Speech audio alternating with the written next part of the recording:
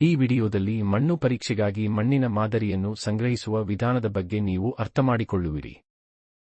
ಒಂದು ಹಳ್ಳಿಯಲ್ಲಿ ಇಬ್ಬರು ರೈತರು ತಮ್ಮ ನಡುವೆ ಮಾತನಾಡುತ್ತಿದ್ದರು. ಏನಾಯಿತು ರಾಮಣ್ಣ, ನೀವು ಏನು ತುಂಬಾ ಆಳವಾಗಿ ಯೋಚಿಸುತ್ತಿದ್ದೀರಿ? ನಮಸ್ಕಾರ ಭೀಮನ್. ಶುಂಠಿ ಬೆಳೆ ಹಾಕುವ ಸಮಯ ಬಂದಿದೆ. ಅದರ ಬಗ್ಗೆ ಯೋಚನೆ ಮಾಡುತ್ತಿದ್ದೆ. ಶುಂಠಿ ಬೇಸಾಯವು ಚೆನ್ನಾಗಿ ಬಸಿದುಹೋಗುವ ಫಲವತ್ತಾದ ಮಣ್ಣು, ಬೀಜೋಪಚಾರ ಮತ್ತು ಸಮರ್ಪಕ ಪೋಷಕಾಂಶ ನಿರ್ವಹಣೆಯನ್ನು ಒಳಗೊಂಡಿದೆ. ಆದ್ದರಿಂದ ಮಣ್ಣಿನ ಫಲವತ್ತತೆಯನ್ನು ಅರ್ಥಮಾಡಿಕೊಳ್ಳಲು ನಾವು ನಮ್ಮ ಮಣ್ಣು ಪರೀಕ್ಷೆಯನ್ನು ಮಾಡಿಸಿಕೊಳ್ಳುವುದು ಬಹಳ ಮುಖ್ಯ. ಮಣ್ಣು ಮತ್ತು ಮಣ್ಣು ಪರೀಕ್ಷೆಯ ಬಗ್ಗೆ ನಿಮಗೆ ಸಾಕಷ್ಟು ತಿಳಿದಿದೆ ಎಂದು ತೋರುತ್ತದೆ. ಹೌದು ರಾಮಣ್ಣ, ನಾನು trust grow fertilisers customer care ಹತ್ತಿರ ಮಾತಾಡಿದೆ. ಅವಗೆ ಅವರು ಮಣ್ಣು ಪರೀಕ್ಷೆಗಾಗಿ ಮಣ್ಣಿನ ಮಾದರಿಯನ್ನು ಸಂಗ್ರಹಿಸುವ ವಿಧಾನದ ಬಗ್ಗೆ ವಿವರಿಸಲಾಗಿದೆ. ಮಣ್ಣಿನ ಮಾದರಿ ವಿಧಾನಗಳು: random sampling, grid sampling, zone sampling. ರೈತನ ದೃಶ್ಯ ವೀಕ್ಷಣೆ ಮತ್ತು ಅನುಭವದ ಆಧಾರದ ಮೇಲೆ ಹೊಲವನ್ನು ವಿವಿಧ ಏಕರೂಪದ ಘಟಕಗಳಾಗಿ ವಿಂಗಡಿಸಿ. ಮಾದರಿ ತೆಗೆಯುವ ಸ್ಥಳದಲ್ಲಿ ಮೇಲ್ಮೈ ಕಸವನ್ನು ತೆಗೆದುಹಾಕಿ. 15 ಸೆಂ. ಮೀ ಆಳಕ್ಕೆ ನೇಗಿಲು ಚಲಾಯಿಸಿ ಮಣ್ಣಿನ ಮಾದರಿಯನ್ನು ತೆಗೆದುಕೊಳ್ಳಿ.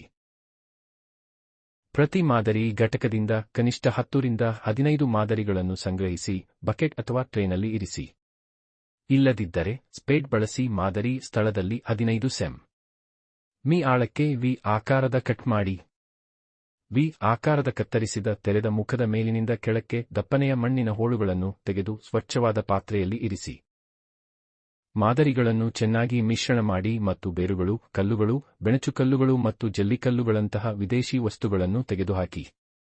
ವಿಭಾಗೀಕರಣದ ಮೂಲಕ ಬೃಹತ್ ಪ್ರಮಾಣವನ್ನು ಅರ್ಧದಿಂದ 1 ಕಿಲೋಗ್ರಾಂಗೆ ಇಳಿಸಿ. ಮಾದರಿಯನ್ನು ಸ್ವಚ್ಛವಾದ ಬಟ್ಟೆ ಅಥವಾ ಪಾಲಿಥಿಲೀನ್ ಚೀಲದಲ್ಲಿ ಸಂಗ್ರಹಿಸಿ.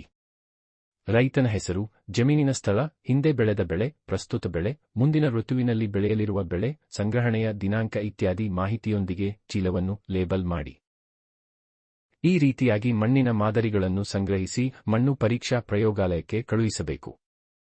ಮಣ್ಣು ಪರೀಕ್ಷೆ ಮಾಡುವುದರಿಂದ ನಾವು ಸಸ್ಯ ಆರೋಗ್ಯವನ್ನು ಅತ್ಯುತ್ತಮಗೊಳಿಸಿ ಅನಗತ್ಯ ಗೊಬ್ಬರ ಅನ್ವಯವನ್ನು ಕಡಿಮೆ ಮಾಡಬಹುದು. ಹಣ ಮತ್ತು ಸಮಯ ಎರಡನ್ನೂ ಉಳಿಸುವ ಅವಕಾಶ. ಏಕರೂಪದ ಬೆಳೆ ಬೆಳವಣಿಗೆ ಮತ್ತು ಅಭಿವೃದ್ಧಿ. ಸುಧಾರಿತ ಮಣ್ಣಿನ ಆರೋಗ್ಯ ಮತ್ತು ಫಲವತ್ತತೆ.